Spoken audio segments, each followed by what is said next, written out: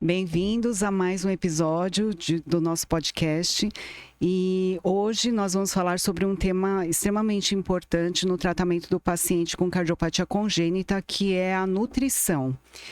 E para compor esse podcast, eu convidei a nutricionista infantil, doutora Juliana Menezes, que além de grande amiga, é uma profissional excelente, né, Ju? Companheira, parceira. E eu vou expor um pouquinho da vida da Ju, né? Porque, na verdade, ela já trabalhava com pacientes cardiopatas, ajudou a montar o ambulatório de cardiopatias congênitas, nutrição em cardiopatias congênitas no Hospital São Paulo. E depois de algum tempo, né, ela engravidou do Gabriel, né? Que tem uma cardiopatia congênita, digamos assim, crítica, né, Ju? E foi nesse momento que a gente se conectou. E desde então, além da parceria em relação ao tratamento do filho dela, a gente tem feito uma parceria profissional extremamente produtiva, né? Tanto nós pessoalmente, né, quanto para os nossos pacientes. Então, eu queria que a Ju se apresentasse, né, desse todas as credenciais dela como profissional. Por favor, Ju, muito obrigada pela sua presença. Obrigada, doutora Mônica. Eu tenho muito a te agradecer pela nossa parceria, pelo nosso trabalho em conjunto com as crianças cardiopatas. Realmente ter uma equipe multiprofissional engajada, alinhada na comunicação faz toda a diferença. E para mim ter essa experiência pessoal como mãe de cardiopata, né? O meu filho com uma cardiopatia congênita complexa, já passamos por vários procedimentos cirúrgicos. Isso me motiva profundamente, eu diria, para essa nossa conversa, né? A gente trazer aqui informações sobre o impacto da nutrição, o valor da nutrição no acompanhamento dessas crianças é surpreendente, é muito legal. Acho que o nosso bate-papo vai ser bem legal. Mas antes da gente começar o nosso bate-papo, eu queria também trazer, né, uma informação, uma questão que é o tempo que a gente está vivendo hoje de tantos avanços na medicina, avanços na tecnologia nessa área, graças a Deus, avanços nas técnicas cirúrgicas, no tratamento clínico. Isso mudou completamente a vida das crianças cardiopatas, né? E nesse sentido, a nutrição tem um papel fundamental, porque hoje a gente não tem mais o foco da sobrevida das crianças. A gente pensa muito na qualidade de vida em longo prazo, porque eles vivem muito bem e vivem muito tempo. Então, pensar na nutrição nesse sentido, nesse aspecto, a importância da nutrição no início da vida e o seu impacto durante a vida toda, até a vida adulta, é muito legal a gente discutir esse assunto, né? Principalmente para as crianças cardiopatas. Então, eu tenho muito a te agradecer por isso. Vai ser um bate-papo bem gostoso. E eu já queria começar te perguntando como é que você enxerga essa importância da nutrição com essa sua vasta experiência de muitos anos também no acompanhamento de crianças cardiopatas. Como é que você vê isso? Bom, Ju, você, além de profissional, você é mãe, né? Então, mas eu vou dar um recado aqui para as mães, né? Que, na minha opinião, a nutrição é uma peça-chave dentro do tratamento da cardiopatia congênita, né? Então, claro que o bebê pequeno, né? O recém-nascido, a criança na primeira infância, a nutrição saudável é extremamente necessária, né? Só que o paciente cardiopata, ele tem algumas particularidades, né? O coração exige, né, ter um gasto, ele precisa trabalhar mais. Então, ocorre um desbalanço entre os gastos e a energia que é ofertada, né, para a criança. Então, o papel do nutricionista nesse caso é justamente poder balancear esse equilíbrio, né? E eu acho que assim, a nutrição no paciente cardiopata é essencial para fornecer esses nutrientes, né? Acabou sendo repetitivo, mas os nutrientes essenciais, né, para que ele tenha um crescimento e um desenvolvimento adequado. E não só o crescimento físico, né, mas eu acho que principalmente o crescimento cerebral. Os estudos atuais mostram, né, e a gente tem vários estudos mostrando que o bebê cardiopata ele já tem uma redução do volume cerebral ao nascimento, né? E uma criança, um recém-nascido normal, ele tem aproximadamente 25% do volume cerebral de um adulto, né? E no final do primeiro ano de vida, ele atinge mais ou menos 70% a 80% do volume cerebral de um adulto. Então, nesse intervalo, a gente vê o quanto que o cérebro se desenvolveu, né? E são crianças extremamente críticas que passam por diversos procedimentos, cirurgias, né? Então, o quanto é importante a gente preservar essa parte. E não só o crescimento do volume cerebral, mas também o que a gente diz as sinapses, né? Que são as conexões nervosas que vão determinar as habilidades motoras, as habilidades físicas, né? E também as relações, né? Que eles vão estabelecer.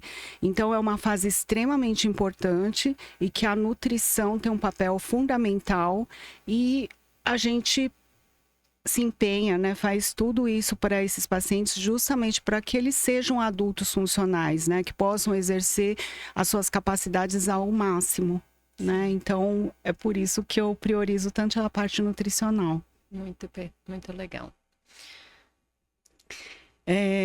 Então, Ju, o que eu ia te perguntar? Como é que você acha que o nutricionista, né, pode auxiliar tanto o pediatra como o cardiologista infantil nessa abordagem do paciente cardiopata? Tá. Bom, o trabalho do nutricionista é um trabalho complementar ao trabalho do médico, né? Do pediatra, do cardiopediatra. Então, o nutricionista ele vai entender o detalhe da alimentação e da nutrição da criança. O primeiro passo que o nutricionista faz é fazer uma avaliação nutricional muito detalhada, minuciosa, entender cada detalhe da criança. E a partir dessa avaliação, que leva em consideração vários fatores, tanto fatores antropométricos, né, peso, estatura, circunferência perímetro cefálico, idade, o diagnóstico clínico, vai ser possível fazer um diagnóstico nutricional e a partir desse diagnóstico é que a gente consegue entender quais são as demandas dessa criança, que são específicas para cada criança. Então, essa é uma informação muito importante, porque é a partir de tudo isso que é o ponto de partida para a gente conseguir traçar as estratégias nutricionais, né? A partir do diagnóstico, que a gente consegue pensar na melhor estratégia nutricional, na melhor conduta. Se a gente pensar, por exemplo, nas crianças maiores, a gente tem que levar em consideração preferências alimentares, hábito familiar, hábito alimentar da família, hábitos culturais da família relacionados aos alimentos, qualquer tipo de aversão alimentar, uma dificuldade com alimentos, tudo isso são informações que complementam uma boa avaliação nutricional. E no caso das crianças cardiopatas, assim como todas as crianças que passam por momentos muito dinâmicos da vida, né? Mas o cardiopata tem necessidades muito específicas na infância, essa avaliação ela é variável, ela é dinâmica também. Então, mais importa o monitoramento nutricional, com essa avaliação nutricional detalhada, do que simplesmente uma avaliação pontual. Então, ela precisa ser refeita e o acompanhamento merece uma atenção. Juliana, a gente poderia considerar o paciente cardiopata desnutrido? Ele tem um risco nutricional aumentado, né? E a gente já poderia considerar ele como um paciente desnutrido somente por ter uma cardiopatia grave? Sim. Toda vez que a gente está diante de uma criança cardiopata, a gente precisa levar em consideração as características da criança cardiopata, né? Quais são as particularidades da cardiopatia. Essa é a questão fundamental, é o ponto central que vai guiar, inclusive, todo o nosso raciocínio no acompanhamento dessa criança. Então, algumas características da criança que a colocam em risco nutricional. São crianças que têm um gasto energético aumentado. Então, elas precisam de mais energia pelo aumento do trabalho cardíaco e respiratório, isso devido à cardiopatia, a própria doença. Então, elas precisam de mais, elas gastam mais para satisfazer suas demandas basais. Esse é um ponto. O segundo ponto é que, em geral, eles têm dificuldades com a alimentação, também decorrente de sintomas da própria cardiopatia. Então, cansaço, fadiga, sudorese excessiva. Tem crianças que não conseguem, por exemplo, durar uma mamada toda acordados. Eles precisam dormir durante a mamada. Eles não dão conta de receber um volume maior. Além disso, infecções de repetição muito frequente nas cardiopatias ainda não resolvidas, que levam também a muita alteração no apetite da criança. Então, inapetência é uma característica principal da infecção, dos processos infecciosos. Então, imagina que já essa conta é negativa, né? Uma criança que precisa de mais e consome menos. Negativo o resultado. Além disso, outras características como dificuldade na absorção de nutrientes, eles têm uma alteração de absorção importante e aumento de perdas nutricionais, quer dizer, por conta, inclusive, de uso de diuréticos, né, que aumentam as perdas de nutrientes. A gente pode imaginar que eles têm muitos motivos para, em algum momento, serem desnutridos. E na literatura a gente tem essa informação muito clara. Mais da metade das crianças cardiopatas em algum momento pode desnutrir. Então, elas são crianças em risco nutricional, mesmo que ainda não desnutridas. A partir do momento que a gente recebe uma criança cardiopata, eu já posso colocá-la dentro de um risco nutricional possível. E essa era uma outra pergunta que eu ia te fazer.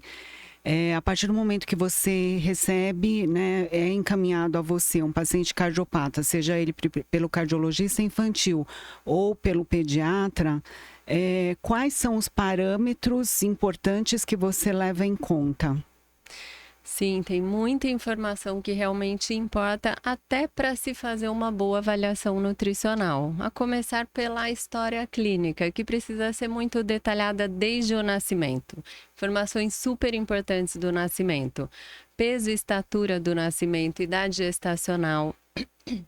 Se a criança teve alguma intercorrência no período pós-natal, se ela já passou por alguma cirurgia cardíaca nos primeiros dias de vida, que pode ter prolongado a internação, se foi entubada, se precisou receber dieta por sonda, como é que foi a alimentação da criança e como é que está agora, se foi possível receber leite materno, por exemplo, se não foi possível, que tipo de dieta ela precisou receber, o que representa isso para a família, inclusive, que no caso da mãe que não conseguiu amamentar, como ela lida com essa dificuldade.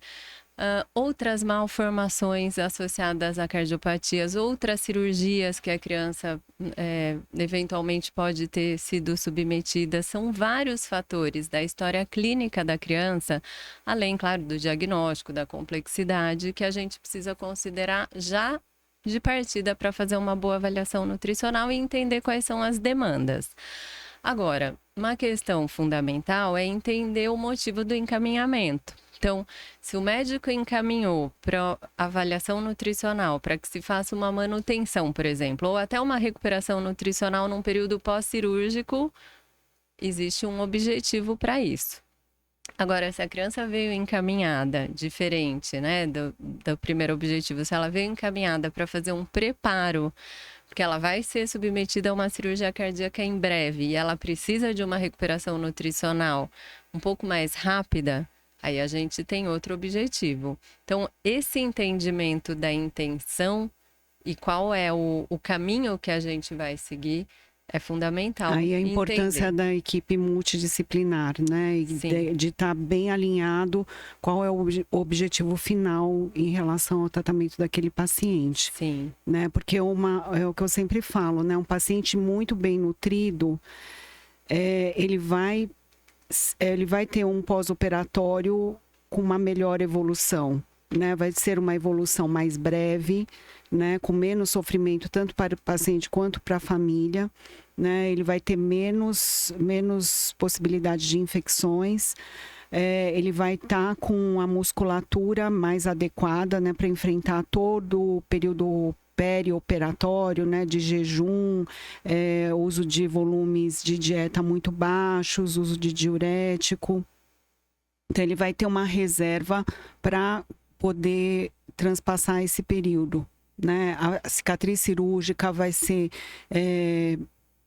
cicatrizada com mais rapidez, né? E em relação à parte imunológica, né? Um paciente bem nutrido, ele tem a parte imunológica ok. Então, ele também vai enfrentar, né, os quadros infecciosos, né? Todas as invasões que ele recebe durante a cirurgia de uma outra forma, né? Muito diferente de um paciente desnutrido. Né? Então, é bem importante, né, traçar esse objetivo e a gente tá, a equipe inteira está alinhada, né? Alinhada com isso, sim. Já que a gente está falando dessa questão da condição nutricional da criança, eu queria te perguntar, Mônica, sobre essa menor absorção de nutrientes, que o cardiopata tem uma tendência a absorver menos, a ter um prejuízo na absorção de nutrientes. Queria entender do ponto de vista clínico por que isso acontece na criança cardiopata. Qual é a relação entre a cardiopatia e a função intestinal ou entre o coração e o intestino? A interação é muito próxima, né? Qualquer alteração cardiológica pode levar a uma modificação na função intestinal. Então, os motivos mais frequentes que a gente encontra, né, no paciente cardiopata, em primeiro lugar, seria a redução do fluxo sanguíneo intestinal, né? Então, às vezes, porque a bomba, né, porque o coração está mais fraco, às vezes por algum desvio do fluxo sanguíneo, né, e isso acaba prejudicando a nutrição, né, sanguínea das alças intestinais. Outra situação também bastante frequente são nas cardiopatias com hipoxemia, né, com cianose. Então, são aquelas crianças que são roxinhas no lábio, nas unhas, né? São as cardiopatias cianogênicas, em que há uma saturação de oxigênio mais baixa. E as alças intestinais também podem sofrer com essa falta de oxigenação nas alças intestinais. Outra situação também seria na insuficiência cardíaca, né, que causa uma congestão, uma dilatação das veias, e isso acaba levando a um edema da mucosa intestinal, né, prejudicando a absorção, né, de todos os nutrientes. E outra situação que eu poderia descrever em relação ao risco desses pacientes desenvolverem enterocolites, né? Enterocolites ou isquemias intestinais. Então, justamente pelo sofrimento das alças, né? E aí são crianças que ficam mais tempo hospitalizadas, dependentes de nutrição na veia, né? Sem poder alimentar pelo trato gastrointestinal. Então, a dificuldade da nutrição no paciente cardiopata é multifatorial. Por todos esses fatores, né, se justifica, né, o paciente ter baixo ganho de peso, ele pode ter dificuldade de absorção, né, de alguns micronutrientes, né, e os pacientes também podem ter algum tipo de intolerância alimentar, né, que é muito comum eles terem algum tipo de distensão ou sangramento com algum tipo de dieta, né, naquele momento. Mas muitas vezes está relacionado ao momento hemodinâmico que a criança está passando, né, numa situação de choque, ou que a pressão está muito baixa, então tem uma hipoperfusão, né, uma baixa circulação de sangue nas alças intestinais, que elas podem sofrer temporariamente, não significando que elas vão levar isso para a vida, né, mas que foi um momento isolado. Tá? Muito bom. Tem uma outra situação, Juliana, que eu queria te perguntar sobre a insuficiência cardíaca congestiva, né? Eu acho que as mães de pacientes cardiopatas, elas têm muito esse termo, né? Insuficiência cardíaca congestiva. Quem está no meio hospitalar, os médicos falam em ICC, né? Uhum. Então, quando a gente fala em insuficiência cardíaca, eu acho que muita gente pensa que o coração já está falhando, ou às vezes até parou, né? Mas, na verdade, quando a gente fala em insuficiência cardíaca, a gente pode pensar, né, fazer uma analogia com uma casa, né, que tem uma bomba de água que precisa suprir todas as torneiras. E se essa bomba não tá funcionando direito, está com mau funcionamento, a água vai ter dificuldade de chegar nas torneiras. E com isso, o líquido vai começar a ficar represado em algum local, né? Então, no adulto é mais frequente represar nos pulmões ou no abdômen, né? Ou nos membros inferiores, né? Quem tem problema de coração tem as pernas inchadas, né? E em criança, os sintomas são um pouquinho diferentes, né? Que eles têm falta de ar, tem aumento da frequência respiratória, eles podem ter palidez, podem ter sudorese, né, que você falou já, né, principalmente aos esforços, às mamadas, esforços para evacuar. E dificuldade de se alimentar, né? Tudo isso repercutindo na parte nutricional deles, tá? E aí eu queria perguntar para você, nessa situação de insuficiência cardíaca, qual é a sua abordagem nesse tipo de paciente? Tá. Nessas situações de maior gravidade, né, de maior complexidade, a integração da equipe é ainda mais fundamental. Porque é exatamente essa condição clínica da criança que vai conduzir toda a história.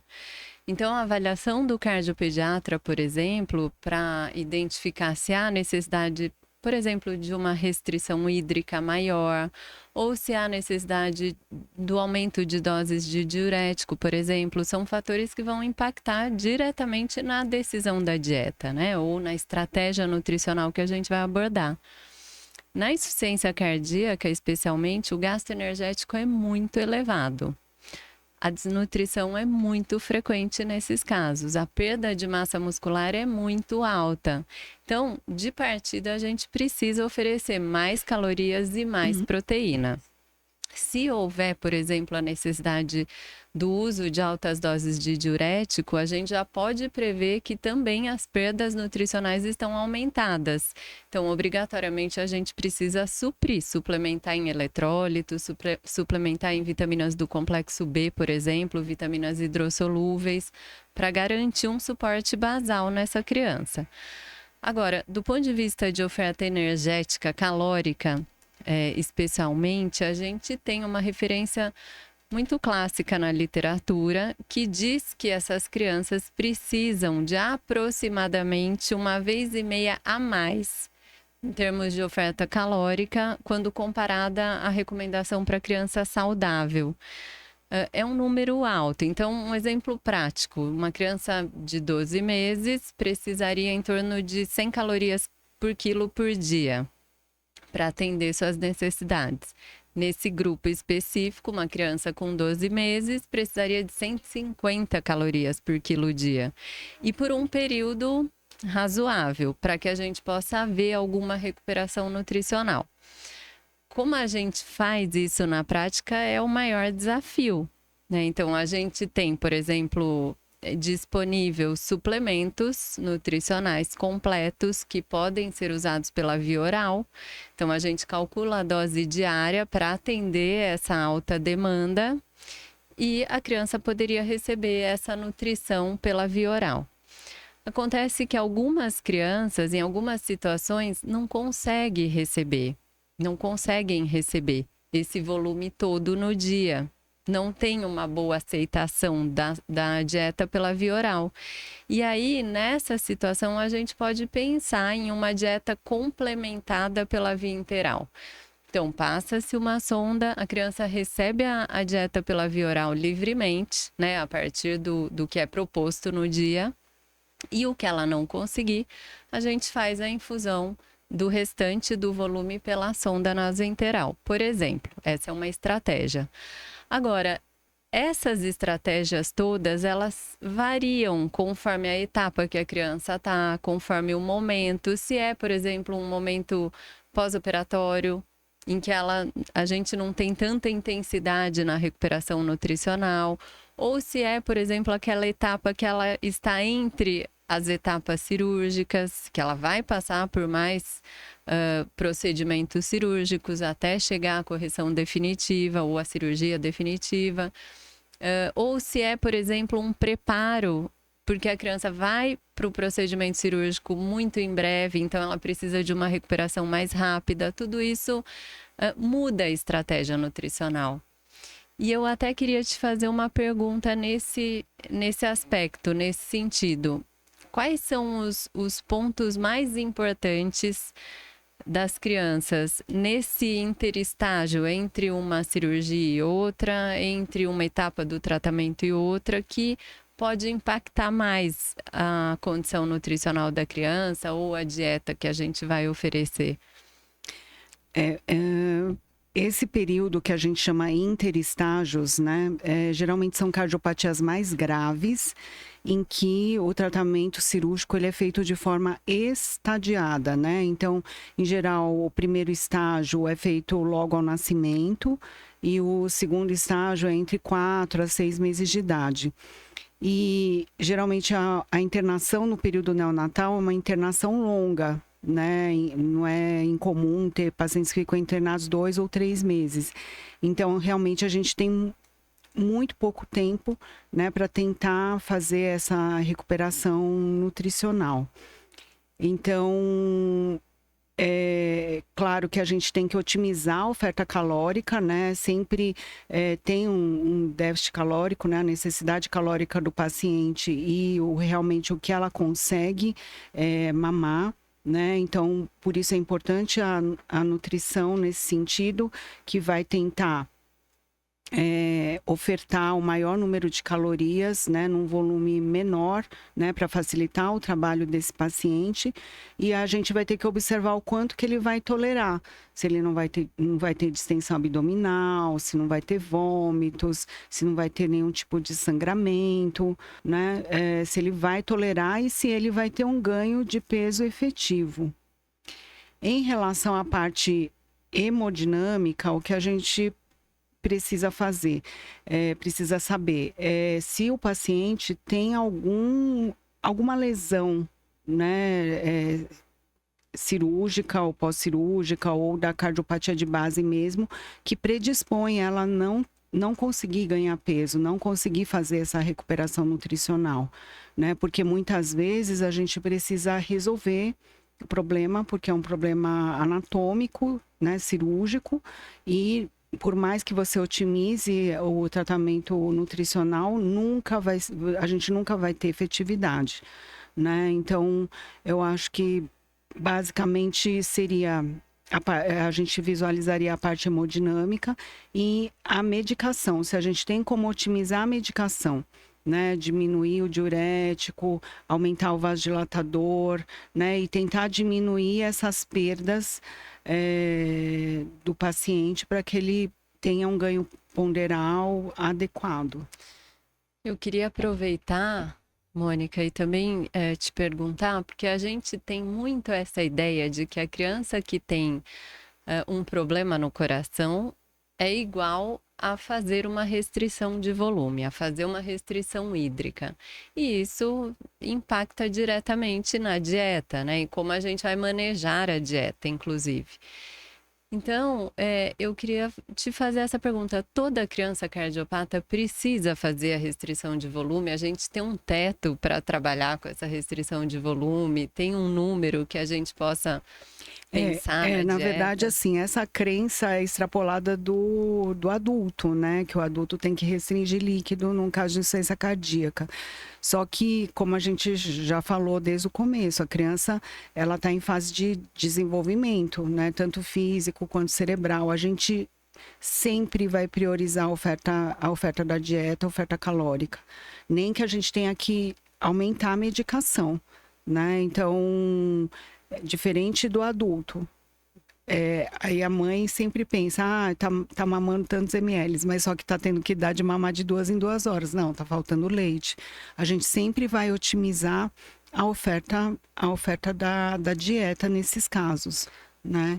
E senão a gente também não vai conseguir atingir a oferta calórica se a gente não liberar a oferta hídrica e, consequentemente, o paciente vai se desnutrindo cada vez mais.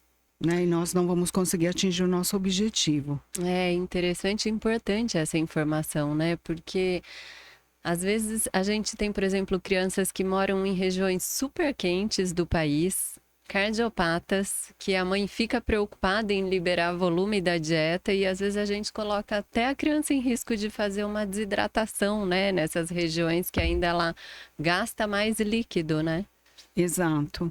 Então, a gente também se preocupa, né, em adequar logo após a alta hospitalar, né? O ambiente hospitalar é totalmente diferente do ambiente domiciliar. Controlado, né? Então, a gente também tem esse cuidado de reavaliar o paciente, assim, no máximo em 1 semana, 10 dias após a alta, para readequar a medicação, né? Porque a medicação em criança é baseada no peso, né?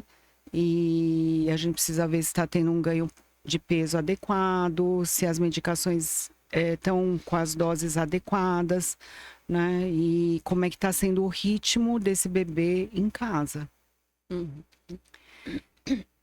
Tem uma outra situação crítica, né? Dentre as cardiopatias críticas, que são os corações univentriculares, né? Então, eu queria discutir um pouquinho com você, porque é uma cardiopatia grave, né? É uma cardiopatia que o tratamento é feito em estágios, né? E é uma cardiopatia que, especialmente, a gente tem um foco de fazer a recuperação nutricional do paciente entre os estágios cirúrgicos.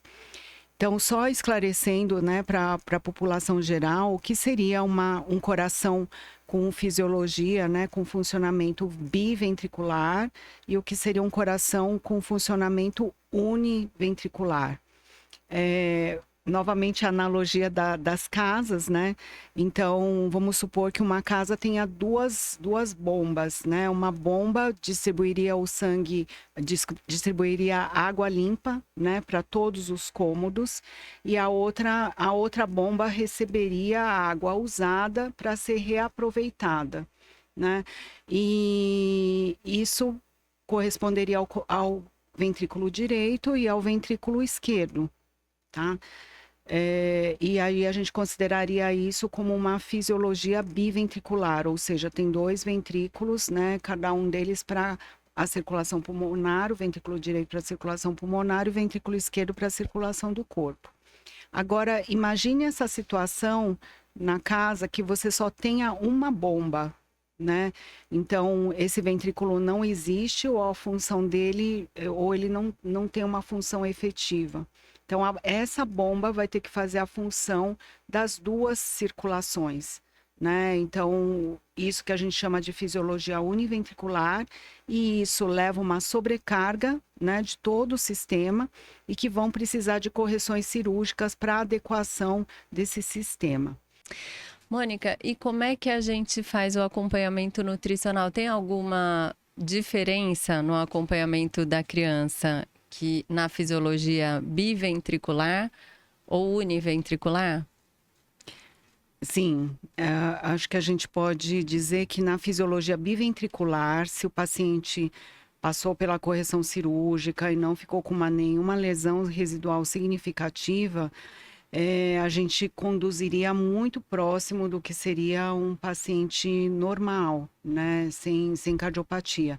Claro que a gente respeitaria aquele período de pós-operatório, né, e aumentando tanto o volume quanto a oferta calórica aos poucos, mas basicamente seria muito, muito semelhante, né, com uma alimentação saudável, de qualidade e tudo.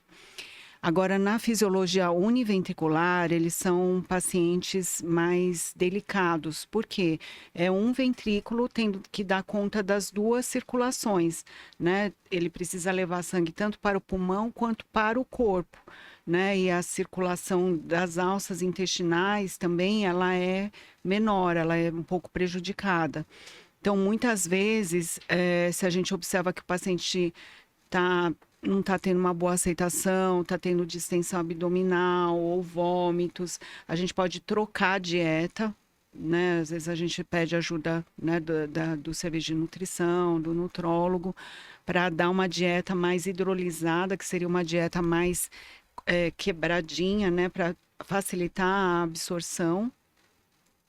Ou a gente poder dar uma quantidade de calorias maior por ml para restringir o volume, se for o caso, né? Então, a gente faz algumas adequações e muitas vezes também a progressão do volume também é mais lenta, né? A gente observa por mais tempo com aquele volume e a gente não faz uma progressão tão rápida como na fisiologia biventricular. Ju, vamos falar um pouquinho sobre o preparo do paciente no pré-operatório, né? Como é que você acha que a nutrição, qual é a sua visão, né, de como a nutrição pode ajudar o paciente nessa fase, tá? E quais são os seus objetivos? Tá, então, o preparo nutricional pré-operatório tem uma influência direta nos resultados pós-cirúrgicos. Isso não há nenhuma dúvida em relação a isso. A literatura descreve isso, esses fatores, essa associação está muito bem compreendida. Quer dizer, uma criança que vai para a cirurgia em uma pior condição nutricional, ela tem um risco muito maior de permanecer mais tempo internado, de aumentar o tempo de ventilação mecânica, de aumentar os riscos de complicações infecciosas, por exemplo, no pós-operatório, prejuízo na cicatrização de feridas. Então, a condição nutricional, ela está muito relacionada a esses resultados do período pós-operatório. O objetivo é muito claro, a gente precisa preparar a criança para que ela vá na melhor condição nutricional possível enfrentar esse momento cirúrgico. E a melhor condição nutricional não está relacionada só ao peso, apesar da gente se preocupar e conduzir também o melhor ganho de peso que for possível a criança alcançar. Mas está muito relacionado ao ganho de massa muscular, por exemplo, que também tem uma relação com os resultados cirúrgicos, a melhora na condição imunológica, que está super relacionada à condição nutricional. Então, esse preparo, ele praticamente é um componente fundamental no tratamento da criança nessa fase mais vulnerável, mais crítica, em que ela precisa ir na melhor condição possível. Então, assim, só sendo mais claro para as mães, né? Porque eu acho que isso precisa estar bem sedimentado e muito claro, né? A importância disso. Uma criança que vai para a cirurgia em melhores condições pré-operatórias, ela vai ter um melhor resultado cirúrgico, né? Ela vai ter menos tempo de internação, ela vai ter um menor risco de infecção, né? Porque ela vai estar com o sistema imunológico dela melhor preparado, vai ter uma melhor cicatrização, né? E principalmente ela vai poder retornar à vida normal dela muito mais precocemente, né? Eu acho que assim é um período extremamente sofrido, né, para toda a família, gera muito sofrimento tanto para o paciente quanto para os familiares. E se a gente puder transpassar esse período de uma forma menos, né, intensa, com menos sofrimento, a gente tem que fazer esse papel. Né? Sim. E uma coisa que as mães sempre me perguntam, Ju, quando que ela deve procurar o nutricionista? Muitas têm a ideia de que você vai procurar o nutricionista depois que resolver a parte cirúrgica, né? Sim. Aí muitas falam, ai, doutora, mas agora, antes da cirurgia, eu falei, sim, agora é a hora. São tantas prioridades, né? Mas a condição ideal que esse cuidado nutricional comece a partir do diagnóstico da cardiopatia congênita, ou seja, desde o nascimento. Então, quanto antes se iniciar o preparo ou o acompanhamento nutricional, a manutenção da condição nutricional ou a recuperação nutricional, quanto antes começar, muito melhor serão os resultados. nem todas as crianças respondem na mesma velocidade, em um tempo muito curto. Então, a gente não precisa esperar a criança desnutrir para começar um acompanhamento nutricional. A gente já sabe que essa é uma criança de risco nutricional e que existe uma chance muito grande dela, em algum momento, desenvolver a desnutrição.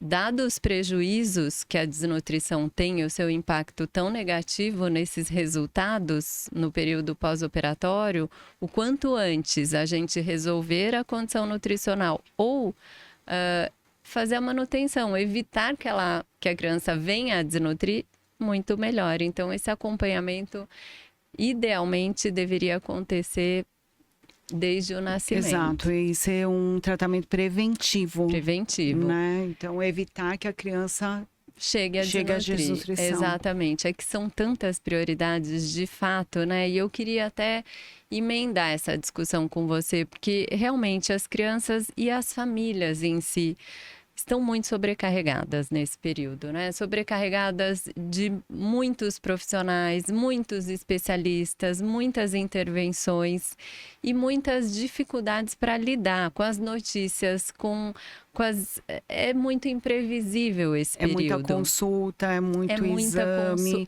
medicação, as medicações que têm que ser administradas no horário. Exatamente. O preparo para o próximo estágio cirúrgico, o trabalho, o emprego.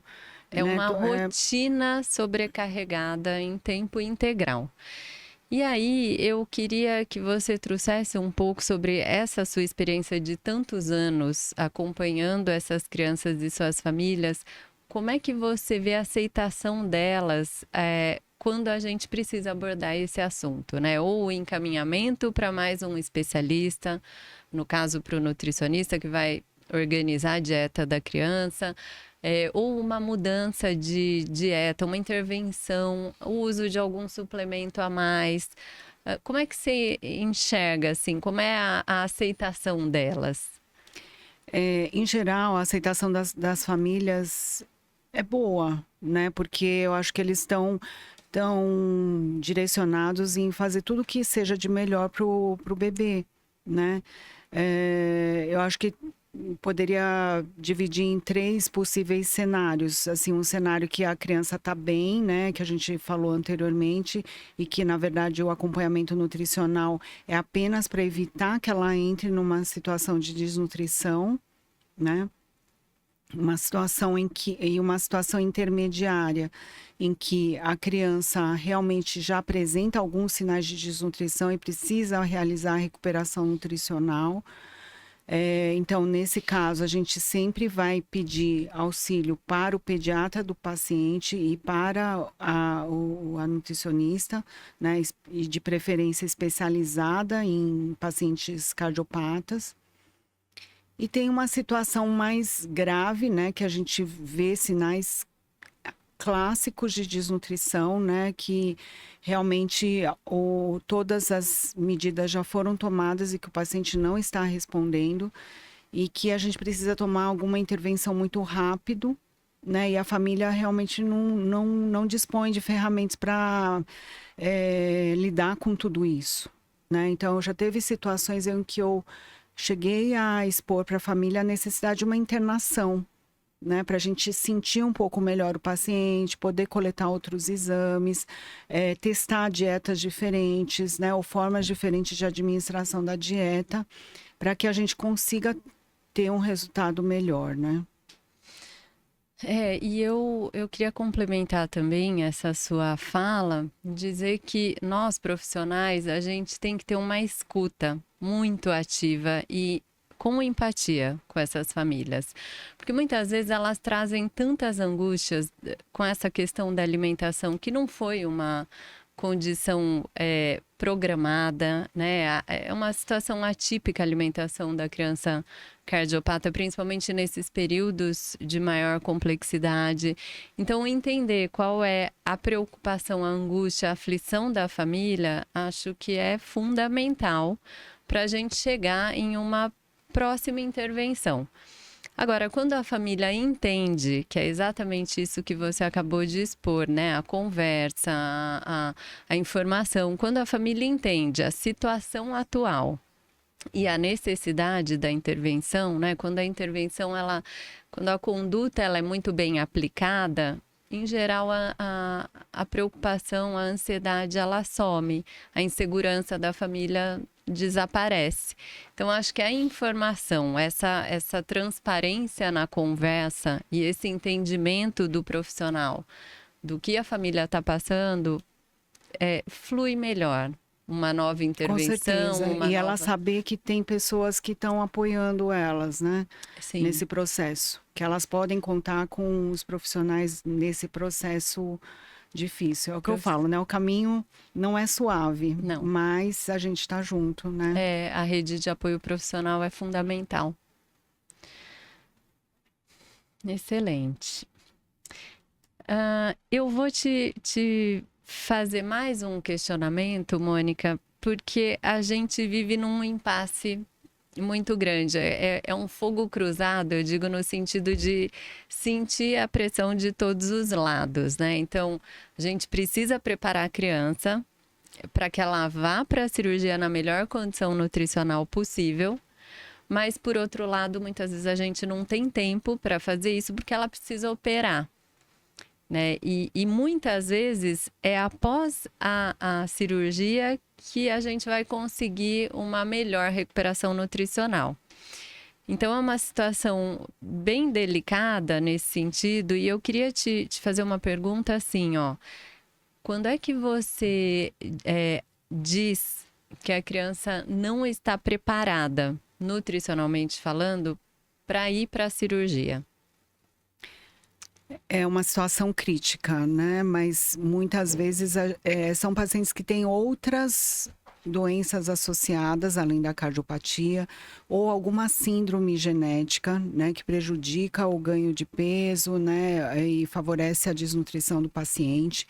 Então, nessas condições, muitas vezes a gente tem que optar por uma cirurgia paliativa, né? Uma cirurgia temporária, né, para conseguir tirar o paciente desse círculo vicioso, né, de insuficiência cardíaca, hipóxia, melhorar as condições nutricionais do paciente para que ele vá para a cirurgia corretiva em melhores condições. Né? Então, geralmente são pacientes que a gente já otimizou toda a medicação, né, ambulatorialmente, a gente já otimizou toda a oferta calórica e mesmo nessa condição a gente vê que a gente não está conseguindo um equilíbrio naquela balança entre o gasto energético e o que é ofertado para ele. Então, assim, ele está nesse círculo vicioso e não consegue sair. Então, nessas situações a gente pode até chegar a propor, né? Às vezes está na idade para fazer a correção total, só que realmente a gente vê que a condição nutricional do paciente, ele não vai tolerar, né, uma abertura do tórax, a presença de vários drenos, catéteres, a probabilidade de infecção é muito alta, cicatrização, né, deficiente. Então, muitas vezes a gente acaba optando por um procedimento paliativo, para melhorar a condição hemodinâmica do paciente, para que as alças intestinais tenham melhor perfusão, melhor irrigação, né? Melhorar a condição nutricional do paciente e submetê-lo à cirurgia posteriormente, a correção total. Então, olha aí a importância de se fazer a prevenção de uma desnutrição mais importante, né? Do acompanhamento precoce dessas crianças. Vamos falar um pouco sobre o pós-operatório e a recuperação dessas crianças. É um momento muito desafiador o pós-operatório e aqui eu vou até liberar o meu sangue materno e dizer que esse é um dos momentos mais difíceis para a família. Quer dizer, é uma situação que traz um grande alívio porque a cirurgia terminou, Mas ver a criança chegar na UTI pediátrica do centro cirúrgico com aquele monte de catéter, dispositivos e naquela condição, realmente eu digo que é uma tourada que passa por cima da família naquele momento. E claro, é um desafio para o profissional também, porque é um período, um momento mais vulnerável, é um grande desafio para a criança, sem dúvida nenhuma, que está se adaptando a toda aquela situação nova, né? Com as suas adaptações fisiológicas. Então, falando da parte nutricional da criança nesse momento pós-operatório, quando se julga que é o momento adequado e seguro para voltar a oferecer a nutrição para a criança, no momento do pós-operatório? É bem interessante essa sua pergunta, porque acho que assim, para os pais e principalmente para a mãe, é um momento muito importante, né? Eu acho que pode ser uma quantidade mínima de leite, mas eu acho que isso traz um pouco de alívio, né? Mostrando que o paciente está um pouco mais estável, né? E também aquela sensação de que o paciente está sendo nutrido, né? Claro, as primeiras 48, 72 horas, depende do porte cirúrgico, é aquela montanha russa, né? Sobe e desce, muita labilidade da parte hemodinâmica e realmente a perfusão, né, das alças intestinais, ela está muito prejudicada. E a gente não pode arriscar da dieta, né, que pode ter risco de distensão, né, sangramento e até, muitas vezes, até perfuração intestinal. Então, a gente só vai liberar a dieta se realmente o paciente tiver uma estabilidade clínica, né? O uso de drogas, né, no pós-operatório, que são drogas que elas constringem, né? Elas fecham os vasos para tentar manter uma pressão. Esse tipo de droga não pode estar numa dose muito alta, né? Porque essas drogas, ao mesmo tempo que melhoram a pressão, melhoram a frequência, por outro lado também eles comprometem o fluxo da alça intestinal. Então, é uma somatória, né, de fatores. Então, é estabilidade clínica, a permissão do desmame, que ele está tolerando o desmame das drogas vasoativas, né, os exames laboratoriais estão ok, né, o ecocardiograma mostra que a função está adequada, que não tem nenhum déficit. Mas é um momento bastante importante para os pais. Sim. E eu queria até comentar também, né, que é um volume pequeno que a criança vai receber nesse momento, né? Até para diminuir a ansiedade, como você disse, eu quero ver a criança comer, né? Receber nutrição, isso é um sinal de que ela está recuperando. Mas muitas vezes a gente ficou um período tão longo ali no pré-operatório, dizendo que precisa aumentar o volume, precisa comer mais, precisa chegar a 150 calorias por quilo por dia, precisa fazer recuperação nutricional. E aí chega nesse momento, o objetivo não é o mesmo. Esse é um período que a criança não tem nem condições de metabolizar o excesso de nutrientes. Então, é oferta nutricional para atender só o que ela precisa do ponto de vista basal. As necessidades basais, exato. Isso, para se manter viva mesmo, né? Necessidade vital. Então, muitas vezes a família pode ver, né? Mas um volume tão pequeno, uma nutrição mínima. Mas é essa recomendação. É melhor do que nada, né? Sim. É muito importante. Ju, o que eu ia te perguntar? O acompanhamento nutricional, né, que na medida do possível já foi feito no pré-operatório, né, no pós-operatório imediato, ele deve ser continuado após a alta? Sim, a gente tem muitos motivos para justificar esse acompanhamento pós-alta hospitalar, né? Então, por exemplo, uma criança que teve uma internação prolongada, teve uma dificuldade com a alimentação durante a internação, diminuiu muito a aceitação alimentar, ou teve uma intubação prolongada, uso de sonda, que pode ter comprometido também essa parte motora, oral da criança, principalmente crianças menores. Então, pode até, inclusive, a criança ter passado por uma desnutrição durante a internação hospitalar, depender das complicações que ela apresentou. Então, quando a criança chega em casa, ela precisa de um acompanhamento para reorganizar toda essa parte. Agora, a gente tem situações e objetivos diferentes. Se foi uma cirurgia de sucesso, uma cirurgia definitiva, em que ela não vai precisar passar, pelo menos por enquanto, por um novo procedimento cirúrgico, a gente faz um acompanhamento mais geral.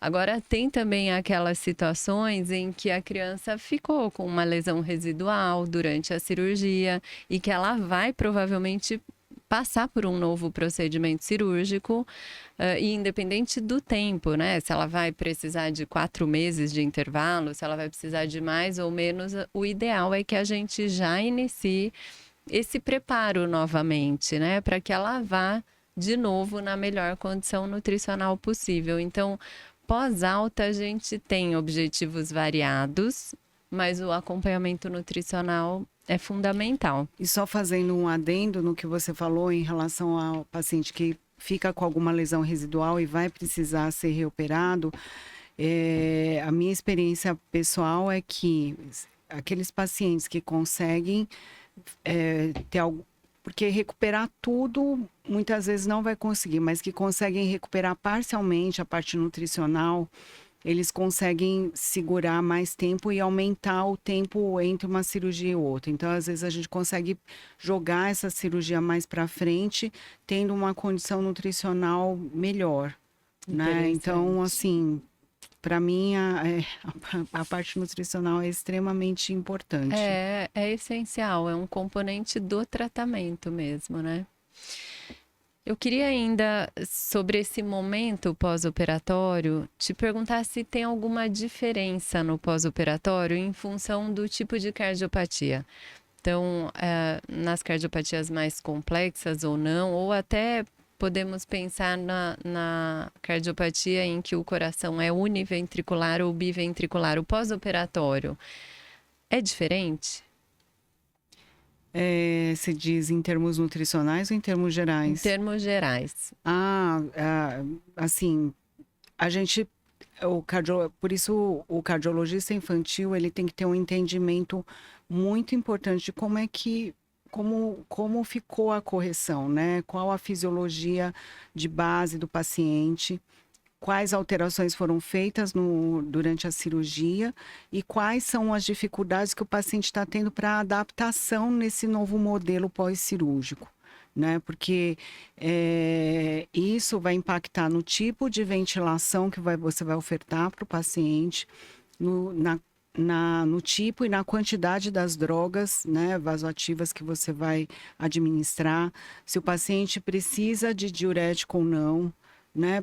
Porque, assim, não é só cuidar do coração, mas também minimizar os efeitos nos outros órgãos, né? Porque durante a cirurgia cardíaca, a circulação extracorpórea, todos os órgãos acabam sofrendo de alguma forma, né? Então, você tem que tentar minimizar todos esses efeitos, porque isso vai ajudar também no coração, né? Os órgãos mais acometidos, né, no pós-operatório, sem dúvida, em primeiro lugar, é o rim, né? Muitos pacientes evoluem com insuficiência renal, precisando de diálise, né?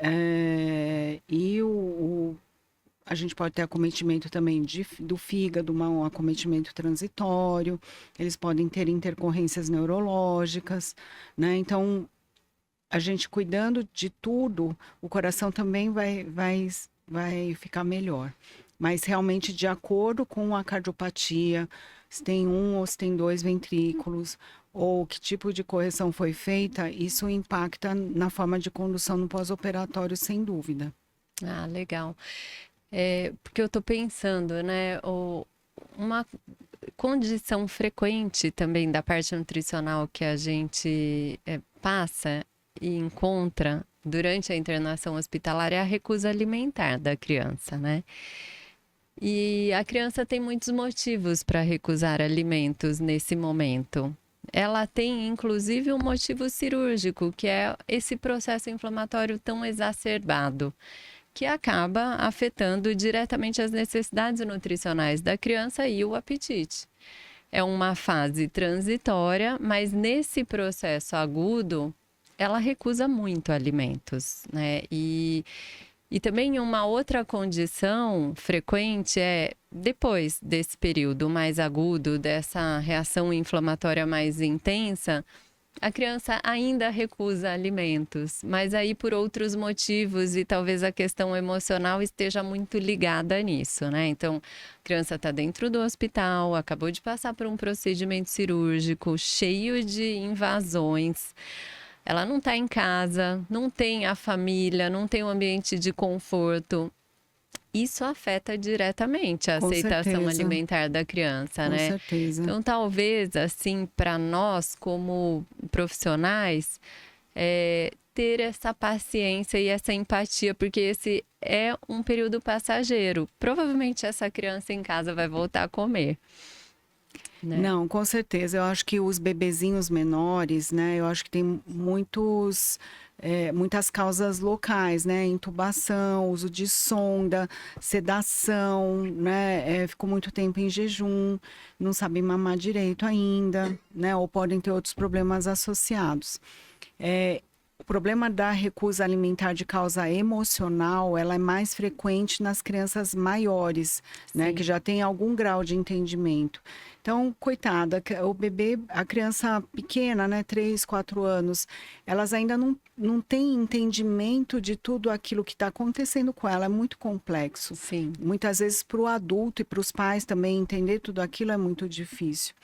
Então, a recusa alimentar é uma coisa frequente, né? É menos frequente a criança querer comer demais, né? É menos frequente reclamar que está faltando comida, mas o mais comum realmente é a recusa alimentar.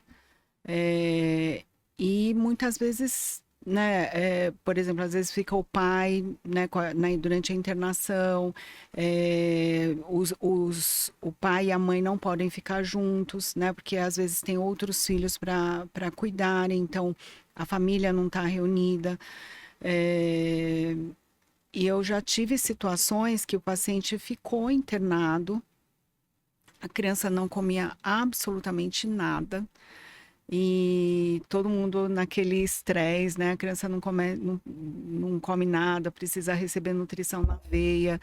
E como eu já acompanhava a família e a criança durante alguns anos, eu tinha certeza que ela voltando para casa, ela ia se alimentar. Então, já teve situações assim que eu assumi o risco, né? Eu conversei bem com a família, com a possibilidade de ter que voltar para o hospital, mas a gente deu alta consciente desse risco, né? E graças a Deus a criança voltou para casa e começou a se alimentar normalmente. A comer lindamente, né? Ju, agora eu vou fazer algumas perguntas que eu escuto com frequência no consultório. Meu filho precisa de suplemento alimentar por ser cardiopata? Mesmo comendo bem? Tá. Eu vou tentar te responder de maneira geral, né? Então, de maneira geral, a gente precisa avaliar se o que a criança come atende todas as necessidades que ela precisa para ganhar peso, para crescer, para se desenvolver.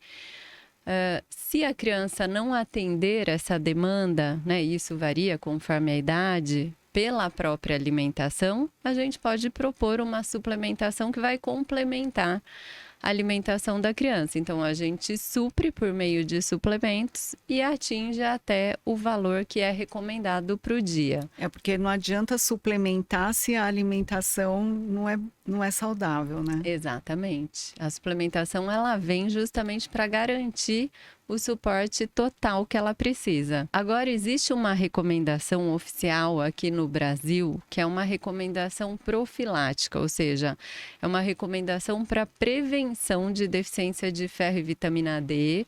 Então, faz-se a suplementação obrigatória para todas as crianças a partir do 6º mês de vida até os 24 meses, de ferro e vitamina D na dose preventiva, na dose profilática. Essa é uma suplementação obrigatória. E outra pergunta que as mães fazem é: eles podem comer de tudo após a cirurgia?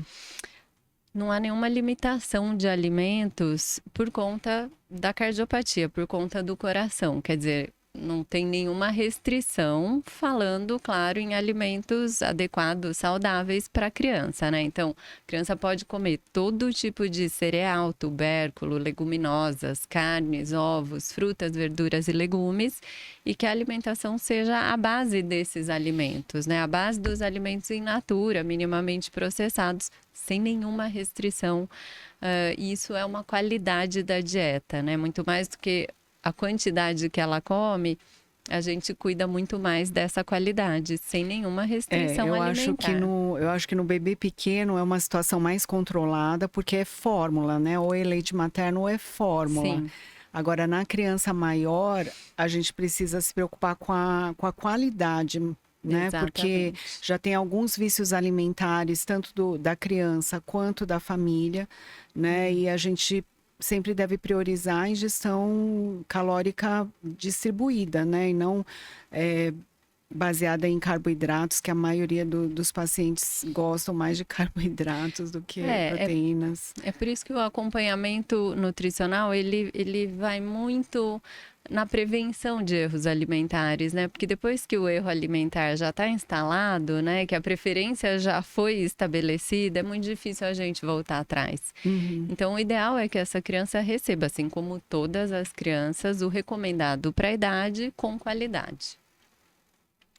E outra pergunta também que as mães fazem, né? É como é que eu sei se o meu filho está ganhando peso adequadamente? A gente tem referências que são as curvas de crescimento, são desenvolvidas para crianças saudáveis, são preconizadas pela Organização Mundial da Saúde, mas a partir de medidas bem objetivas, peso, estatura, perímetro cefálico, a gente consegue ter uma referência se a evolução da criança está indo bem, se está adequado o ganho de peso, a partir dessas referências que a gente tem para crianças saudáveis. E, Ju, outra coisa que eu queria discutir com você é a respeito do leite materno, aleitamento materno e o leite materno. Como é que a gente lida com essa história, né? Numa situação em que o bebê é cardiopata, vai passar por uma cirurgia logo no início da vida, né? Tem outros procedimentos aí em vista. Como é que a gente maneja? Tá.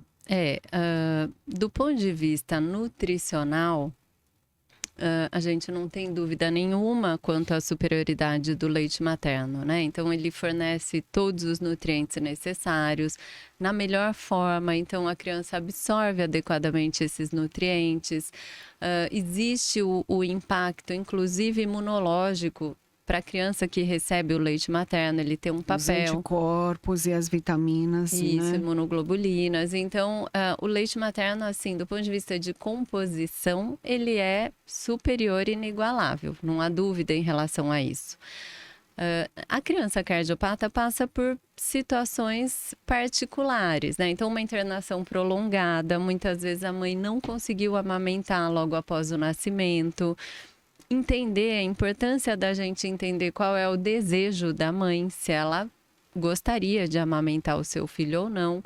E a partir do momento em que ela decide pela amamentação, a gente vai ter um controle muito de perto do quão efetivo é a amamentação. Então, claro, com medidas também objetivas de ganho de peso, de hidratação da criança. Se ela conseguir dar conta de receber exclusivamente leite materno até o 6º mês de vida e se desenvolver, ganhar peso necessário para a cirurgia, ok, essa é sempre a nossa primeira opção. Tem crianças que cansam ao mamar. A gente tem também a opção de fazer um complemento. Então, orienta a extração do leite materno, né? A ordenha materna do leite materno, oferece o leite materno diretamente na mama, o quanto for possível, e faz a oferta de um volume extra ainda de leite materno. E aí, por meio de copinho, por meio do que a criança se adaptar melhor. Aí a gente cobre do ponto de vista nutricional. Agora, tem aquelas condições em que a mãe não tem mais a possibilidade da amamentação, né? Ou que é uma situação muito comum, né, Ju? Porque depois de um estresse como esse, no pós-parto, né, ter que passar por um procedimento cirúrgico, em geral, dentro da primeira semana de vida, né, ficar no hospital o dia inteiro, não poder se alimentar, não poder descansar. Então, assim, são fatores que realmente são muito pouca, é a minoria das mães que conseguem levar a amamentação à frente. É verdade, E até o fato da criança não mamar diretamente na mama, né? A estimulação é muito diferente. O estresse é um fator preponderante mesmo na interrupção da amamentação. E aí, nessas situações, a gente acaba utilizando de fórmulas infantis, pelo menos até o 6º mês de vida, no primeiro ano de vida, em algumas situações. Se estende, né, até os 12 meses. E a escolha da fórmula depende também dos fatores clínicos, da idade, da condição clínica, se a criança tem o trato gastrointestinal íntegro ou não. Essa é a nossa... Aí a gente faz a decisão e a escolha da melhor fórmula, da melhor dieta para a criança. Se ela precisa ganhar mais peso rapidamente, a gente tem fórmulas que têm uma oferta nutricional diferenciada. Então, aí vai depender muito da condição clínica da criança. E para finalizar o nosso podcast, eu gostaria que você, Juliana, como nutricionista e mãe de paciente cardiopata, desse algumas dicas para as mães. Tá. A primeira dica não é dica, é um incentivo e é um apoio para dizer que realmente essa jornada é muito desafiadora e passa por momentos muito tortuosos. E sem dúvida, vocês pais são grandes heróis para os seus filhos.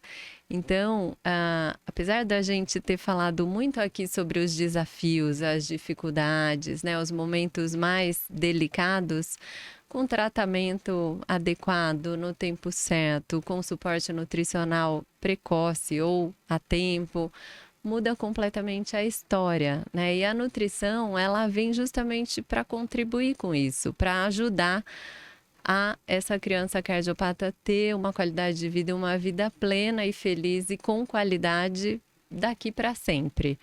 Então, esse é o meu incentivo de que o caminho é difícil, mas tem um final que pode ser muito feliz também. E aí eu reitero, né, a minha chamada do começo, que a nutrição realmente é uma peça-chave dentro do tratamento, né, da cardiopatia congênita. Então, não adianta nós termos todos os recursos de última geração, né, profissionais adequados da parte cardiológica, né, o cardiologista infantil, o cirurgião cardíaco infantil, se o paciente não está preparado nutricionalmente, né, para esse tipo de procedimento. Então, isso vai impactar diretamente, né, na evolução intra e pós-operatória dele, na recuperação, né, dessa cirurgia, na quantidade de intercorrências que ele pode ter, né, durante a internação. Então, ventilação mecânica prolongada, infecção relacionada à ventilação, infecção relacionada a catéter, infecção relacionada a adrenos e sondas. Então, a parte imunológica, né, tem um papel fundamental, né, em todo esse processo. Então, eu acho que cada vez mais a gente tem que priorizar, e hoje a gente dispõe de profissionais e de fórmulas, suplementos que a gente pode ir driblando isso e minimizando todo esse processo, né? E assim, esse é o nosso objetivo maior, né? Que esses pacientes que passaram por toda essa jornada extremamente difícil possam ter uma vida muito próxima do normal, né? Muito gostoso. Como o Gabriel, papo, né? Ju, eu quero te agradecer muito pela contribuição, né? Eu acho que não só a sua experiência profissional, que é vasta, mas também a sua vivência como familiar de paciente cardiopata, né? Todo esse acolhimento que você presta às famílias, né? Todo esse suporte, porque você já passou por tudo isso. Isso só engrandece ainda mais o seu trabalho e eu tenho muito orgulho de poder trabalhar com você, de ser sua amiga e ser médica do Gabriel. Eu sou Muito obrigada. Eu que agradeço e sou muito feliz também, porque além de ser sua amiga, eu sei o tanto que você é dedicada. E em nome de todas as famílias, eu te agradeço pela sua dedicação, apoio e experiência com as crianças cardiopatas. Muito obrigada. Para você que assistiu até aqui, meu muito obrigada. Se esse conteúdo te interessa, divulgue, compartilhe e aguarde pelos próximos episódios.